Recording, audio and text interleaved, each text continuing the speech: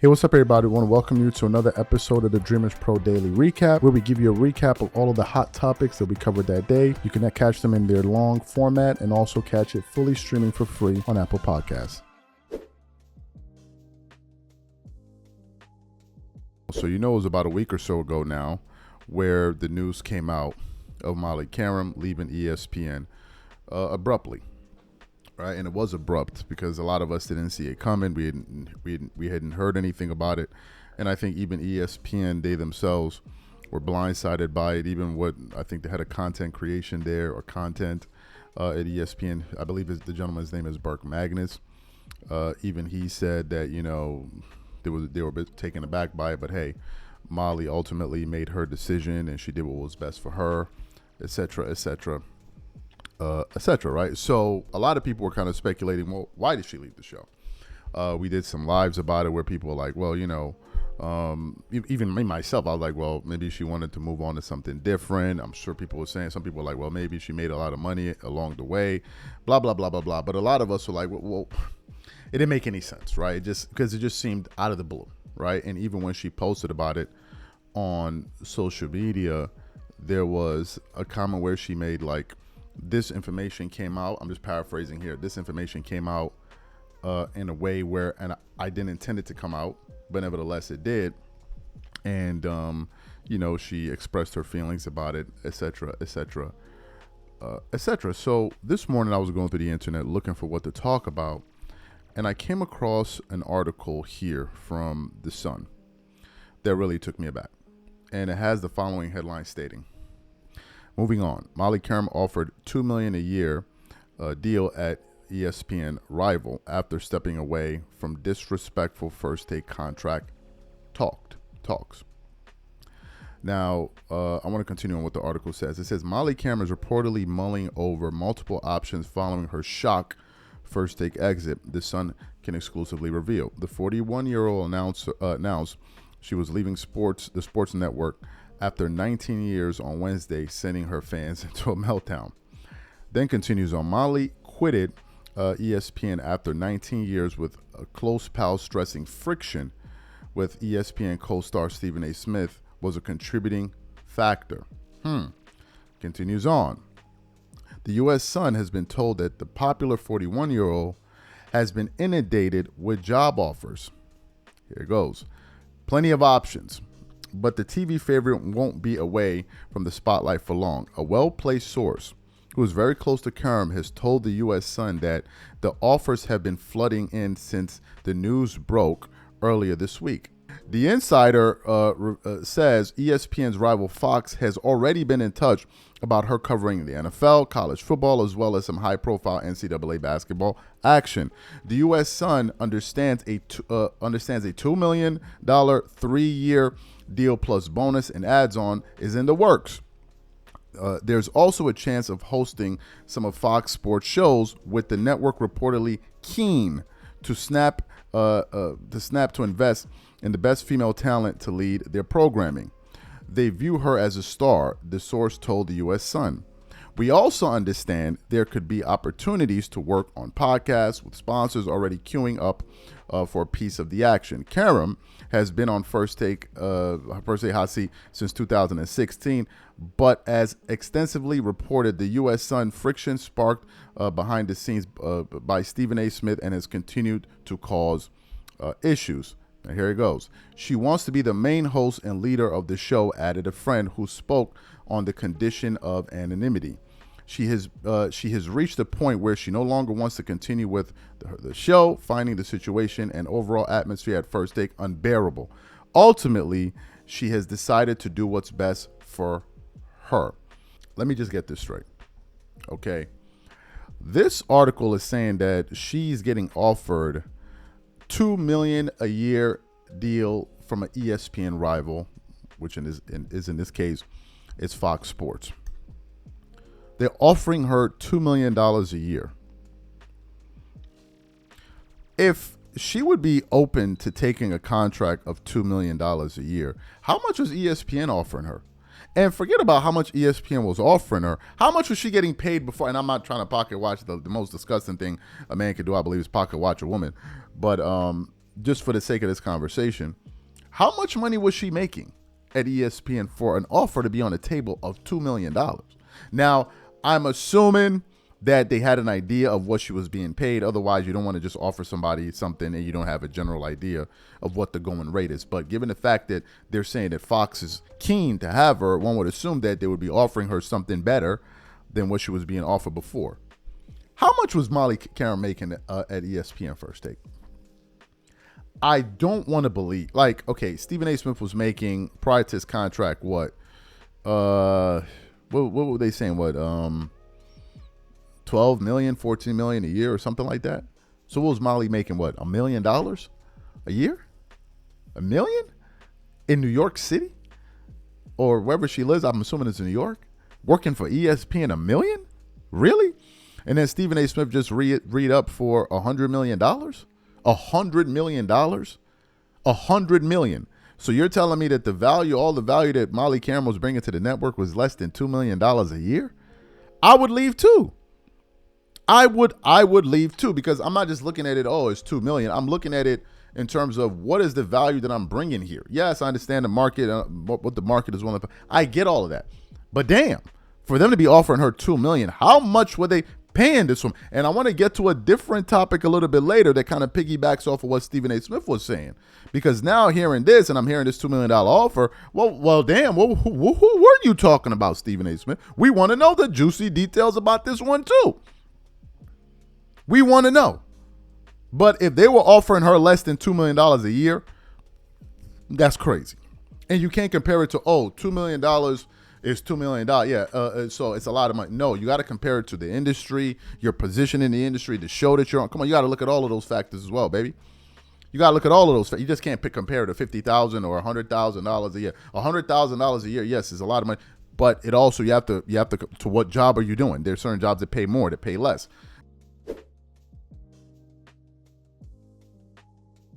As you guys know, Molly Qerim just recently abruptly decided that she's no longer going to be doing ESPN First Take. When this news first broke, we were one of the first outlets on YouTube to discuss this news when we were reacting to it. And then subsequently, we got a chance to hear from Molly herself, where she was essentially saying that, the news came out abruptly. It wasn't something that she was, it was something that she would have liked to come out in a different way, but apparently it came out and how it came out, right?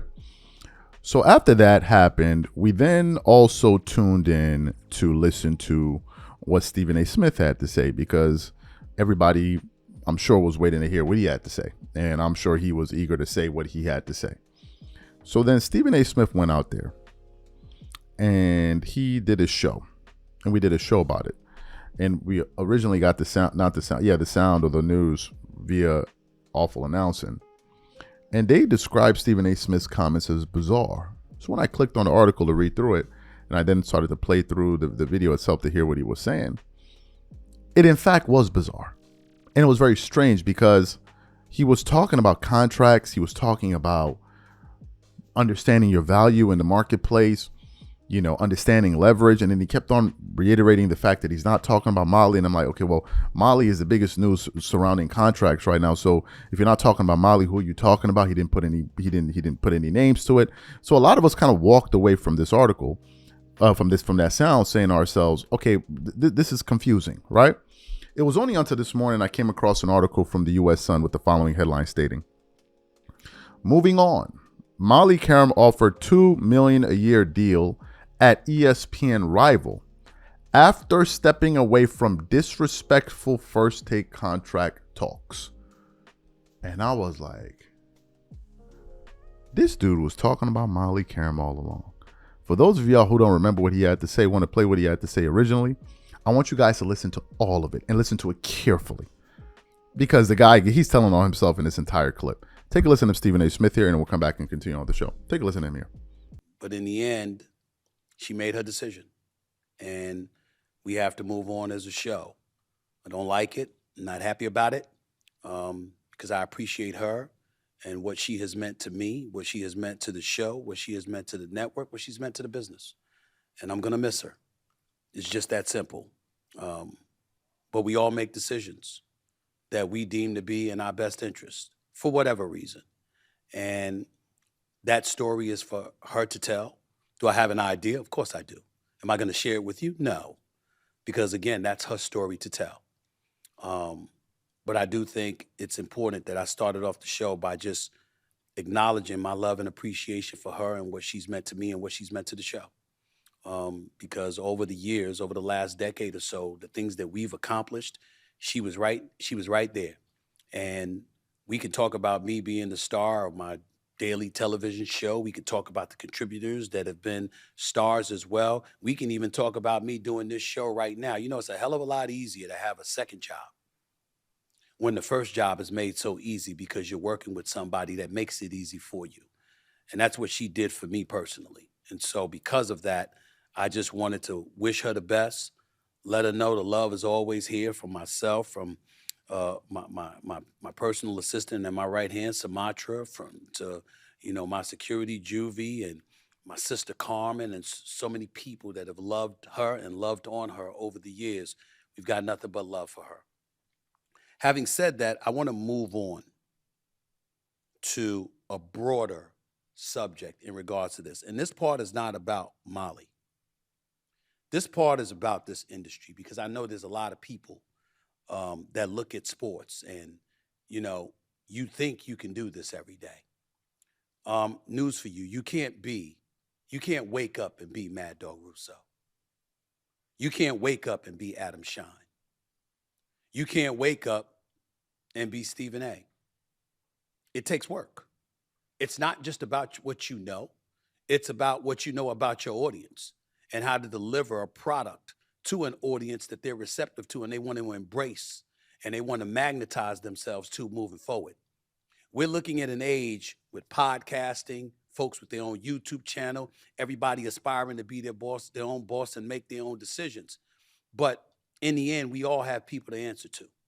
And I know this subject is piggybacking off of what has transpired with Molly's abrupt resignation per se. But it is important to point out that guess what? It doesn't have to be about her. But when you have negotiations and you're talking with people and you're going back and forth and you're hearing things that you may not want to hear or feeling things you may not want to feel, even though you're valued, even though people acknowledge those kind of things, we live in a world where we have to grow up. And again, I'm not talking about Molly here, but I'm watching, and I've been watching over the last several years, people in this business fall by the wayside because we forget that all of us ultimately answer to people. We don't get to define our own value. We don't get to define our own worth. We don't get to sit there and summarily say, this is who I am and this is what I'm going to do. And guess what? I don't give a damn what anybody say unless you have the leverage to do it. Because business is all about leverage. And I'm going to take this opportunity talking to this audience, giving you some insight into who I am and how did I think and how I think to make sure you understand where I come from. When you heard me at a time when we were discussing my contract negotiations all over the media and all throughout the sports world, what I talked about was what my worth was based on what the numbers showed. I talked about these are the ratings. This is the revenue. And I talked about, like I wrote in my book, Straight Shooter, a memoir of second chances and first takes, which was a New York Times bestseller, by the way. I said in the book, I wake up with two things every morning. Two thoughts of mine, prevalent most in my mind. How do I make my bosses more money? How do I get some of it? I'm going to repeat that. How do I get my bosses more money? How do I get some of it? Why do I say that? Because every one of us answer to somebody. For those of you out there with a YouTube channel, guess what? YouTube can flag your stuff and limit what you could disseminate to the masses. Over the airways of SiriusXM Radio, I have a beautiful deal with this company. I am incredibly happy. It doesn't escape me that Scott Greenstein is my boss. I work at ESPN. I'm incredibly happy with how I have been treated. Dave Roberts is my boss. Burt Magnus is my boss. Mike McQuaid is my boss. Jimmy Pitaro is my boss. Bob Iger is my boss. This notion that everybody gets to do what they want to do, when they want to do it, how they want to do it, feeling whatever way they want to feel. When you got your hand out for other people's money, it doesn't work that way. And again, I'm not talking about Molly with all of this. Molly's a separate category. But the reason why I piggybacked off the topic of her to get into a more generalized discussion is because I'm seeing people in this business and beyond falling by the wayside and departing from places they don't need to depart from, because their excellence at what they do is prevalent and relevant and flagrant. And they should be here. But it can all evaporate in a snap if you lose perspective. And you forget that everybody, and I mean everybody, answers to somebody. There's a beast that has to be fed. And along the way, sometimes it calls for you to make sacrifices you may not otherwise want to make. And what changed my life for the better, that made me a better professional, that made me a better man, was when I woke up and realized my primary objective in the world of business, in the capitalistic society that we live in, is to make somebody money and to be able to get some of it. Because nobody gets to take it all for themselves. Even the bosses have to surrender resources and assets to people that are under them to make sure everything flows efficiently and fluidly. That's the world we're living in. And you know, when you make moves, when I sat up there and I talked about what my worth was, it's because I knew I had leverage. Because I had other opportunities. You don't say stuff like that when you don't. Excellent. So you heard what Stephen A. Smith had to say. Now let's get back to this article here, right? And I just want to quickly breeze through it quickly. It says Molly Qerim is reportedly mulling over multiple options following her shock first take exit. The Sun can exclusively reveal the 41-year-old announced she was leaving the sports network after 19 years on Wednesday, sending her fans into a meltdown. Get this. Molly Qerim quit ESPN after 19 years with a close pal, stressing friction with First Take co-star Stephen A. Smith was a contributing factor. It then continues on. Plenty of options. Get this. A well-placed source who is very close to Qerim has told the U.S. Sun that the offers have been flooding in since the news broke earlier this week. The insider says ESPN rival Fox has already been in touch about her covering NFL, college football, as well as some high-profile NCAA basketball action.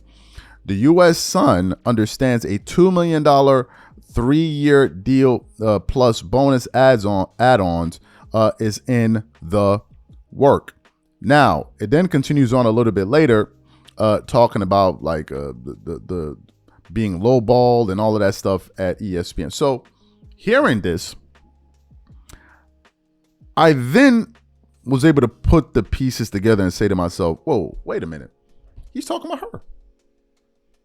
He's talking about her. Now, I'm just going to infer. I wasn't there. I don't know what happened. I'm just going to tell you what I think is going on here. What I think was going on was maybe they were negotiating these contracts, and usually these things take time. It's not like something that happens today and then by tomorrow it's already decided upon. They go back and forth. Lawyers have to review it, blah, blah, blah, blah, blah, blah, blah, to understand all the language. Take this in, put that out, remove this. I don't agree with this thing. Can you remember? So it's a thing that takes time. And throughout this process, maybe there was a part where dollars and cents were brought up. And maybe at a certain point, and I'm assuming, I don't know, it's probably at the point where they either presented a figure to her and she said, no, that's not enough. And they said, this is the best that we can do. And she probably said, enough is enough. Then when you juxtapose that with somebody that you work with that's always calling the contributions you give to the show great, and this and this and this and this, and this guy signing a $100 million deal, and we're on the same show, not comparing myself to him, obviously, because we do two different roles. He has a different role. He's the face of the network. I get all of that, but nevertheless, I do bring a lot of value to the show, and he himself has professed publicly on multiple occasions. One would have thought that, number one, she would have got a better deal. Number two, Stephen A. Smith would have assured that she got a better deal. And if it means taking a little bit less to make sure the team is happy, you do that. Now, this is something that I've heard people complain about before, not just with Stephen A. Smith, but when Stephen A. Smith was there with Shannon Sharp, where basically they were saying that these guys are just money hungry, right? And they're going to try to gobble up as much money as there is on the table for the potential budget of the show, and then the scraps can go to everybody else. Which, when you juxtapose that with what Barkley and these guys are doing inside the NBA, is totally different, because those guys are like, bro, we're just basically doing this show to make sure that we keep these people employed, which is a totally different thing. So based off of what I'm understanding, number one, I think he was talking about Molly, talking about contracts and leverage. Well, if you're not talking about her, who are you talking about? What brought up the thought in your mind to start mentioning contracts? And number two, apparently Molly was disrespected with these contract offers. Disrespected. And look, if you're on the same team and you want to ensure that somebody's on the team, but you can take concessions. It's not going to hurt you if you make $1 million a year less and the other person's getting paid more if you truly want them to be on the team. Nobody's saying you should take $10 million less, but $1 million, like, is that really going to change your life? No. And then you juxtapose the fact that he's got to deal with, and I'm not here to count anybody's pockets, but I'm just calling it how I see it. So apparently, what happened was, I think they probably offered her something disrespectful. She turned it down, and Stephen A. Smith went and ran his mouth about it. But of course, he never gonna put a name on it. Let's get into this topic here. So we're back here again, man. We are back here again. The sports media space has evolved so much over the last 10 to 15 years that it's almost unrecognizable right now, given what it used to be. Traditionally, the only way you would hear of news was either people you tuned in to watch on TV or through publications or the radio, right? That was it, right? So information was being controlled by very few people, and it can be controlled, and you could gatekeep to the high heavens, right? But then with the advent of social media and YouTube coming out in 2005 and then growing, and people started, creating platforms and talking about sports, things changed. And when these guys started off, a lot of these guys that were on TV and all were looking down on people that they would see on the internet. Oh, these guys just didn't know about these. They don't matter. Like, come on, they don't matter. But as time went on, they began to understand that, oh, wait a minute, these guys may be up to something. And what really got these guys' attention was people like Rogan. When Rogan started signing deals for $50 million, $100 million, then these people started to perk their ears up. Not because they were interested in what people were saying, but they realized, oh my God, there's money over there too. And a lot of these big companies were, frankly, late to the game. So what happened was, as time went on, people started to come into the space. First, it was athletes. Athletes started doing their own podcasts with their own shows, and they joined the space, right? To join the independent guys. Then after that, journalists started to join. Stephen A. Smith and everybody, Shannon Sharp, everybody's, and then the whole marketplace got crowded. But then what happened was, when these guys got here, they came with their arrogance. And what they said was, wait a minute, who are you? Who are y'all? Who are y'all? Like, why y'all talking? Why y'all got a mic? Why y'all over here, right? Like, y'all don't deserve to be having opinions on what's going on. The only people that need to have opinions here are the athletes that play the sport and us journalists that cover the sport. The rest of you guys are just like, what are y'all doing? Like, who are y'all, right? And I've always said that I think that this is the wrong approach for these guys to take. But then Stephen A. Smith once again decided to double down. Now, I don't know what prompted him to say that. No, I think it was Ryan Clark, because on his show he had Cam Newton and Ryan Clark on there, and I'm assuming they're talking about the back and forth that he had with one of his colleagues there on ESPN. So as Stephen A. Smith was talking, he then decided to basically take it to the next level and essentially go after content creators, right? And basically saying that too many of us have an opinion on something that we don't do. So for those of you who didn't hear what Stephen A. Smith had to say, I want to play his comments for you now on the Stephen A. Smith Show. You also hear Cam Newton chime in towards the tail end of what Stephen A. Smith said, piggyback rather, and then we're going to come back and react to their comments. Take a listen to what these guys had to say here. But a lot more often than not, it's a challenge because people weren't even thinking about their audience. They were thinking about what they wanted to say and what they wanted to express. And in the process of y'all being authentic and true to yourself, you got to always remember that you still got to have an idea of what the audience wants to hear from you. It's like a headline that pops up in the pivot or 4th and 1 tackles it. What are you doing? You looking at what's trending. You look at what people talking about. Okay, so that's what they want to. That's what they want to hear about. then you know that you have an idea of giving them what they want. And then, most importantly, being yourself is so important because it's the one thing you can guarantee you will always do, which means that the audience can trust it. If you deviate from being authentic, then you're not going to be able to sustain that lie over a long period of time. It's not going to work. Right. And I've always known that. And last but not least, in my position, I've been very, very helpful and blessed because I tell people all the time, no, I watch NFL as a spectator. I watch NFL as a reporter. I don't know NFL unless it's for y'all. Cam and RC and Swagoo and everybody else in between taught me football. So when I walk into on a set or I walk into an arena, I'm proud and my chest is sticking out and I know what the hell I'm talking about. Because not only did I do my homework, I talked to the people that know. And I'm not lying about it. Nah, RC told me this, Cam told me that or whatever. And unfortunately, on too many occasions, cats that didn't play, they want to act like they knew it all on their own when it's impossible. Yeah. I will never disrespect an athlete by acting like I know what people who actually did it know. Yeah. I don't know more. I know what I know. I can come at you from a scribe, from a pundit, from a commentator's perspective, but I never disrespect. I always make sure you know. I don't know what you know. Yeah, but real quick too, because I just don't want you to miss your flight. But go ahead. No, go ahead. All right. Good. I got good status. I'll make the next. They don't have commercials on. Yeah, we get ready to go to commercial. Don't worry about it. We good. You know what I'm saying? But I think too, when you're talking to an athlete, there's certain bylaws that should be in place, no different than when you're talking to a journalist. Okay. And the common denominator is this: we all want to be respected. Yes. And from the consumer standpoint, we just want to be entertained. So if those recipes are in place, everybody wins. When you get into a situation where it's like, yo, bro, this is this, this is that, I look at what I would prefer, because we've all been in that type of dynamic. Yep. And I think I look at things different because of this interaction. When I was a football player, I looked at Stephen A. completely different than how I look at you now. Right. And there a couple weeks ago, like we were on air, and I gave you a subtle flex because this is true. Right. You've done so much for so many people, right? And I agree. It's like, dog, it's not for you to tell that because it's gonna come off as disingenuous, but you say it in a way where it's like, no, for sure. And granted, like RC, I told him today, it's like, bro, the way you're able to verbalize, like, and compartmentalize that, like, you look at athletes and we like, yo, that dude's talented. He's a freak.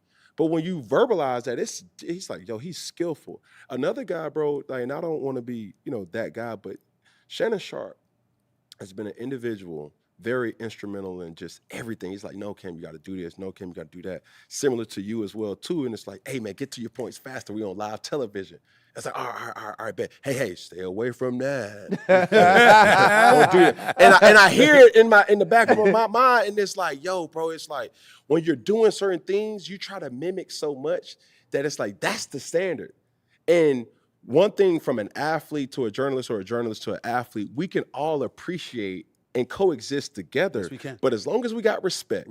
That's the key ingredient. Love y'all. Excellent. So you heard what they had to say. What are my thoughts about this? What I think is happening is that, or what I think happened was that there are different views you can get. You could get the viewpoint from the journalist. You can get the viewpoint from the athlete. And I think that people are open to hearing what fans think. Right? And I think that that's something that doesn't sit well with these guys. I also believe that they think that fans don't have the ability to educate themselves on what they're watching. So therefore, why should you have a platform at all? And I think that that's a mistake, because what I have discovered is that the people with the highest propensity of telling the truth about what they're watching are fans. And the reason I say that is because, number one, they don't have any corporate ties and they don't have any relationships that they have to adhere to. What am I talking about? Well, if so-and-so player played like ass, but I'm cool with him, I may or may not say what needs to be said because I want to maintain that relationship, or I want to cover for him, or I may not go after a certain guy because maybe he's close with our network has ties with this company. Whereas independent guys, they don't have these worries because they're not going to get all of these different deals, right? All of these deals are not going to be on the table for them. Whereas journalists, they're going to have to toe that line. Now, in terms of the athletes, athletes have the expertise in most cases. Some have more, some have less, depending on how good they were, etc. But sometimes they pull punches as well when they're talking about their peers.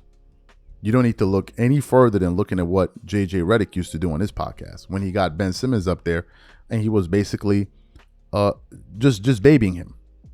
All right, just babying him. Now, journalists and athletes generally get the benefit of the doubt. So it's one of the reasons people will tune in, subscribe to their channels faster, because there's this perception that, well, these guys know what they're talking about because one, they played, and two, they're on TV. So they're viewed as an authority. But the fact of the matter is this, and we got to be honest about this. You have times when athletes and journalists say a lot of silly things. I mean, if they didn't, then why would they be disagreeing with one another up and down? If what they said was always correct, then every athlete that talks about a particular sport or a subject that's tied to a particular sport should all be in agreement. But no, people disagree, right? You see it all the time. Tune in to Gil's Arena, and these guys always fight with one another. Why? Because they have varying views. So it means that even though you're an athlete, you're talking about a particular subject matter, the other athlete could disagree with you. And it could turn out that the thing that they disagree with you on is a thing that a fan, like myself or somebody else, said. And now you find yourself in a sticky situation where you're like, well, the fans don't know anything, but they seem to be right about some things. And could that be a reason why people tune in to listen to them? Because maybe they could be right about some things. And maybe an athlete could be wrong about some things as well. Could that be a possibility? But look, all of this boils down to, this is my personal opinion, I think it all boils down to the fact that they don't want to hear from fans. I think at the heart of it, the core of this, is that they are not interested in what the fans have to say. And you hear this sentiment echoed by players like Kevin Durant, Dwayne Wade, and others. They just don't want to hear what you have to say. All they want you to do is sit back, patronize the sport, tune into our shows, watch our television shows, and shut the hell up. We don't need your opinion on things. We don't care to hear your opinion on things. What we do care about is your money. All right? So just sit back, be entertained, kick your feet up, get yourself a nice sandwich and a bag of chips, and let us entertain you, and you don't need to say a word. That's generally how I see this thing.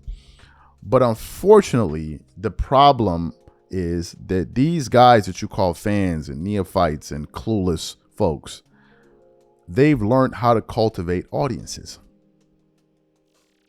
They've learned to do that. Do you know why? Because they're the ones that built the space.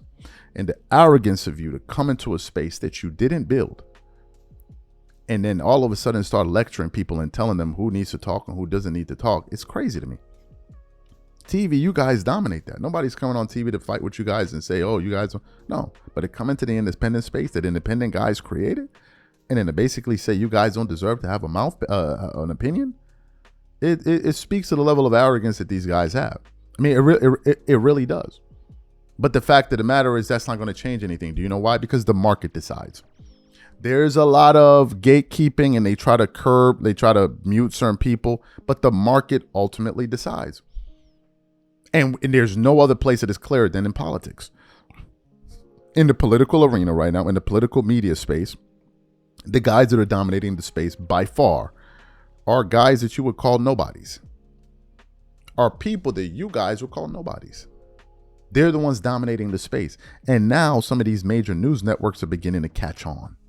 That's why you see some guys that you've been seeing on YouTube for years. All of a sudden, you see them on MSNBC or CNN or Fox or whatever it is. You're like, damn, well, how did that happen? How the hell do you think you see Patrick Bet-David on Fox News? Is Patrick Bet-David a political scientist? No. He's a businessman that has ideas about politics, and now he's over there because he cultivated an audience. Or David Pakman or this guy or that guy, whoever it is. Right? So you guys thinking that these people are relevant and they need to shut the hell up. It doesn't matter. Do you know why? Because they have an audience. They have an audience. And my thing is, why are you concerned about what these guys are saying? Why can't you just go about your business and let that be that? Why? Why does it bother you that other people have a voice apart from you? Is it that you want all the air in the room to go to you? And all the revenue dollars to go to you? It's not enough? The one that you have already is not enough? You want everybody's money?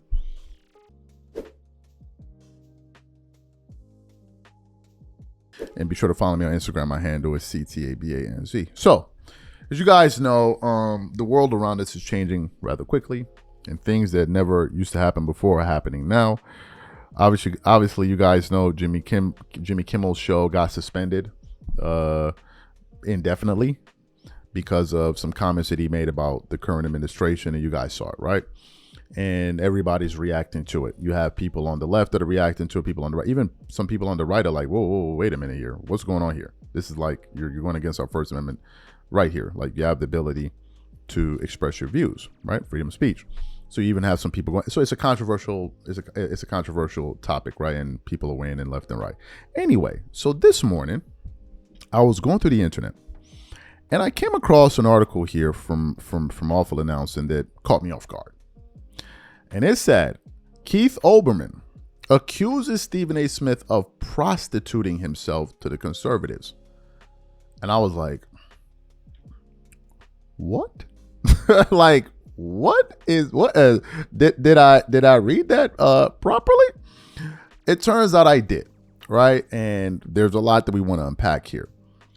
But essentially, what Stephen A. Smith, and by the way, I've been saying this about, again, the fact that people even take anything that Stephen A. Smith has to say about politics really lets you know that the human race is really regressing. People think we're going forward. We're going backwards quickly. Like we're in a highway in reverse, right? Like it's just crazy. And there's a lot of evidence for this. But I've always said that. And I always said that I believe that Stephen A. Smith is an absolute political grifter. And I can't believe that people take him seriously at all. So essentially what happened was this. Stephen A. Smith essentially went on his show. I think the Stephen A. Smith Straight Shooter show or whatever the hell it was.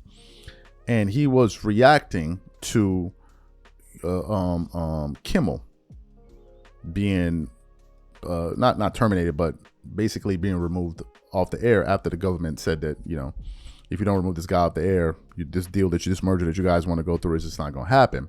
So Stephen A. Smith goes on his show, Straight Shooter, and he basically goes at Jimmy Kimmel and basically says, you know, where's the joke in what you're saying? I don't see the joke in what you're saying. And this is actually the comments that Keith Olbermann is reacting to. So for those of you who didn't hear what Stephen A. Smith had to say there, we want to play that for you now, and then we're going to come back and continue on with the show. Take a listen to what he had to say there.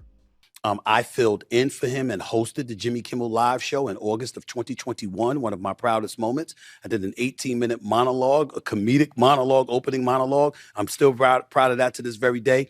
I love him as a person. I love him, his talent, the whole bit. That does not make what he said right. And in the times that we're living in, you have to be very, very careful about what you say when you open your mouth. And you can't associate a political group of people with a murderer. You can't do that. But that goes for both sides. President Trump shouldn't be coming out of his mouth talking about how, you know what, this was instigated and stirred on by the left. I love my man, Sean Hannity. I love a lot of people in our business and our industry on both sides of the aisle. None of them should be doing that. Nobody should be doing that.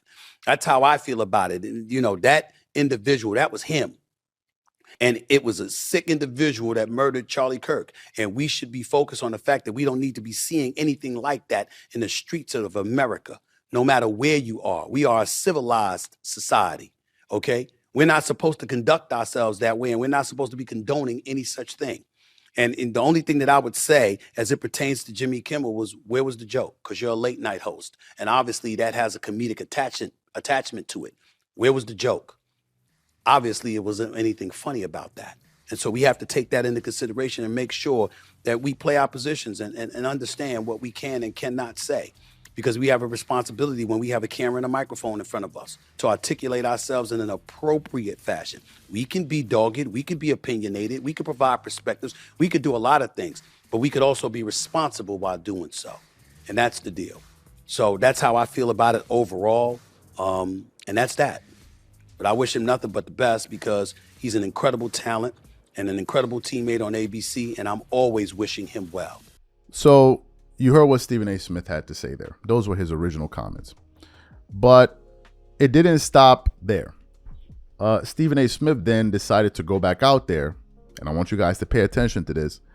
He went out there and he now tried to clarify what he was saying, right? He tried to modify what he was saying and basically say, oh, no, I didn't really say this and I didn't say that.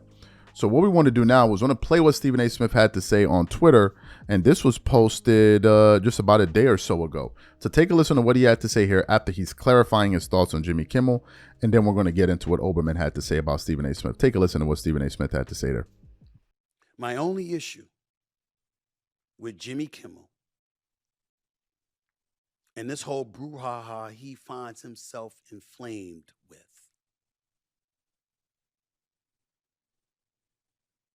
is not that, oh my God, you can't say a joke. I am incredibly alarmed by what appears to be our First Amendment rights being attacked. This is what I do for a living. I don't like that.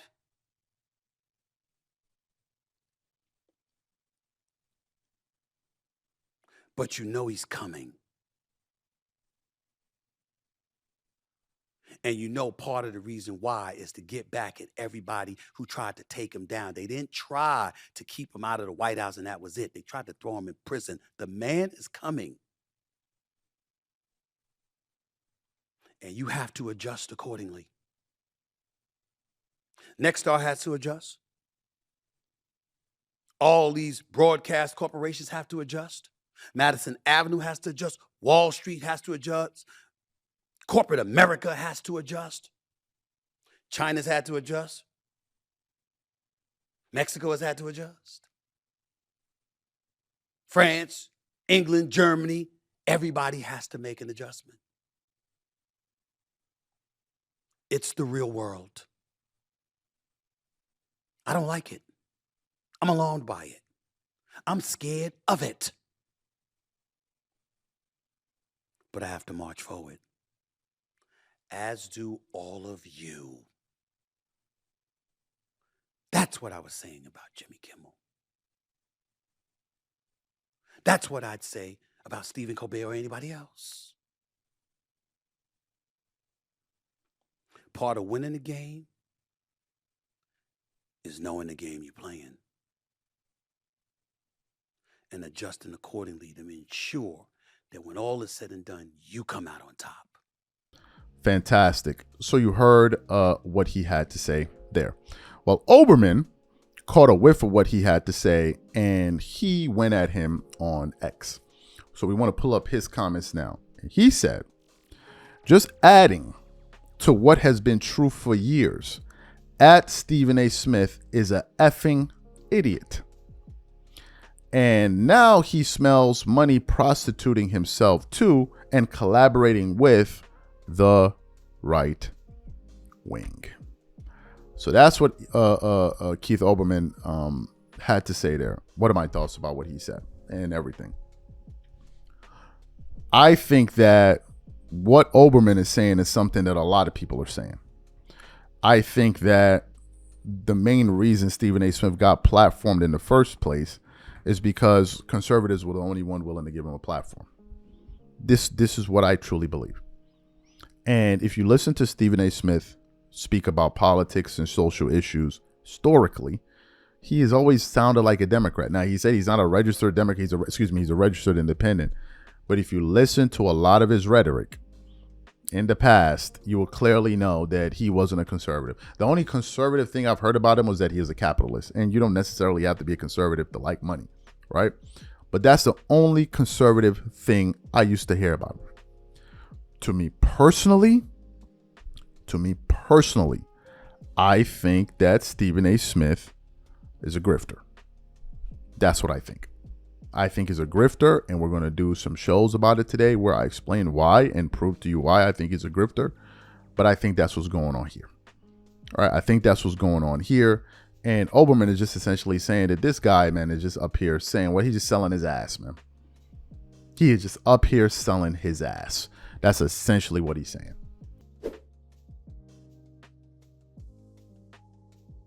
So, where do I even start with this guy?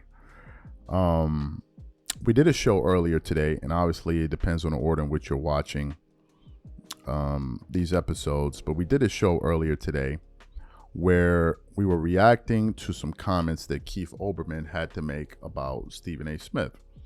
And essentially what Olbermann said was on Twitter, he said, just adding to what has been true for years, as Stephen A. Smith is an effing idiot.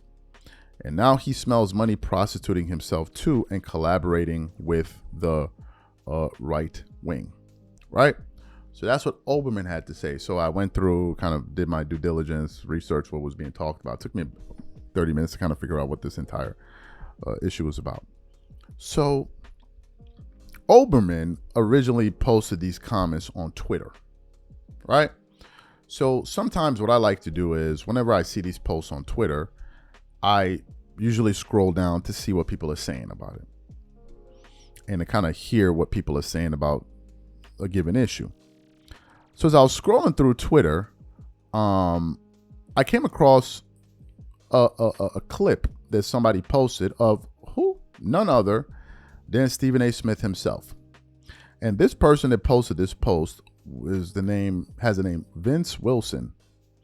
And he wrote, compare his stance now to a rant he made back in late December last year. No principles at all. So I clicked on the video to hear what exactly was being said in this video. And would you know that, of course, it was Stephen A. Smith talking out of both sides of his mouth about this very issue.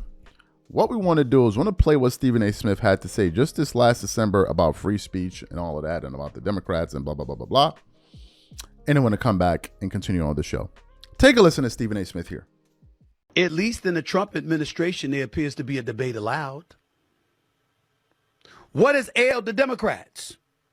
It's not an ideology alone. It's not their feelings alone. It's the fact that if you refuted what they said, if you are part of their party, cancel culture kicked in.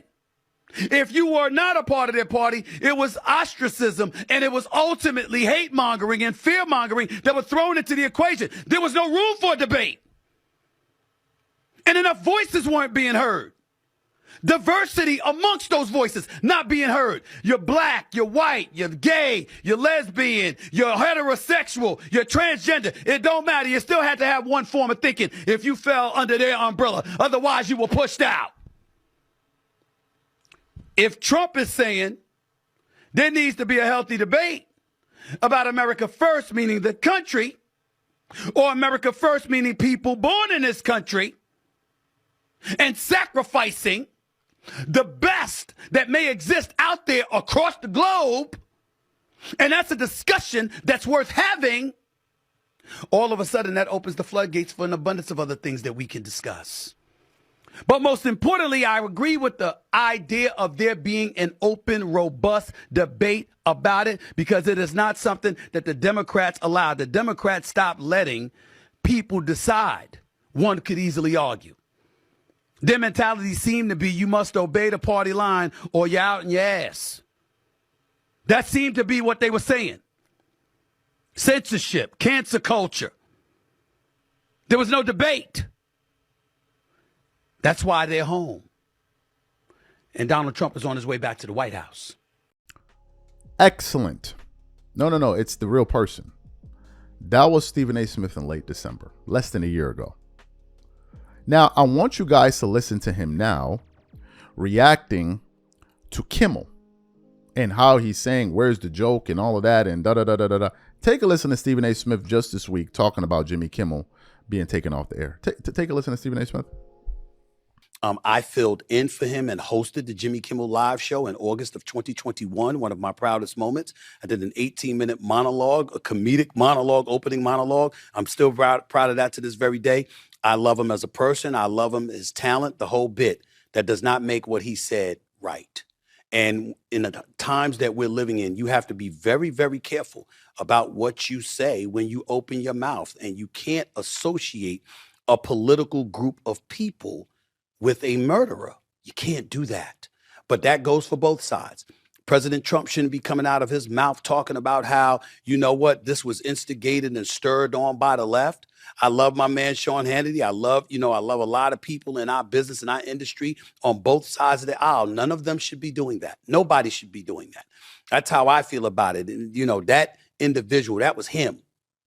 And it was a sick individual that murdered Charlie Kirk. And we should be focused on the fact that we don't need to be seeing anything like that in the streets of America, no matter where you are. We are a civilized society, okay? We're not supposed to conduct ourselves that way, and we're not supposed to be condoning any such thing. And the only thing that I would say as it pertains to Jimmy Kimmel was, where was the joke? Because you're a late night host. And obviously that has a comedic attachment to it. Where was the joke? Obviously, it wasn't anything funny about that. And so we have to take that into consideration and make sure that we play our positions and understand what we can and cannot say. Because we have a responsibility when we have a camera and a microphone in front of us to articulate ourselves in an appropriate fashion. We can be dogged, we can be opinionated, we can provide perspectives, we could do a lot of things, but we could also be responsible while doing so. And that's the deal. So that's how I feel about it overall. And that's that. But I wish him nothing but the best because he's an incredible talent and an incredible teammate on ABC, and I'm always wishing him well. So you heard what Stephen A. Smith had to say. This is the reason why I take absolutely nothing that comes out of Stephen A. Smith's mouth about politics seriously. Stephen A. Smith is a loud grifter. And he is doing this for money and status, period. And maybe out of narcissism just to hear his own voice. And just get off to the fact that people are talking about him and are hearing him talk.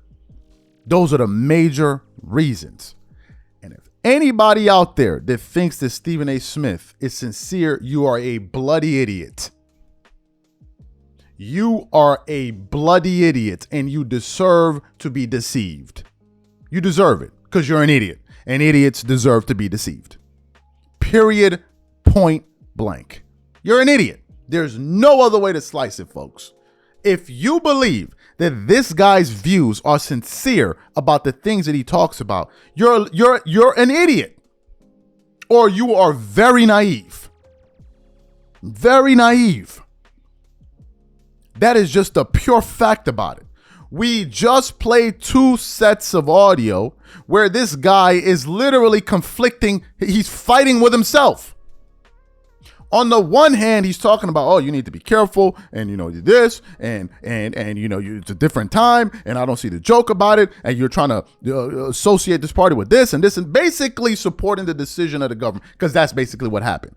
The government put pressure on Disney caved in, and boom, you got the decision that you got, right? They didn't even do it on, I can understand if Disney made the decision on principle. They didn't even do it on principle. They did it because of money, right? I can at least say, okay, they believe this because it affects their core value. It got nothing to do with core values or nothing. It has everything to do with the fact that they wanted more money, period, end of story, right? Which is maybe that's why Stephen A. Smith works there. But anyway, they did that.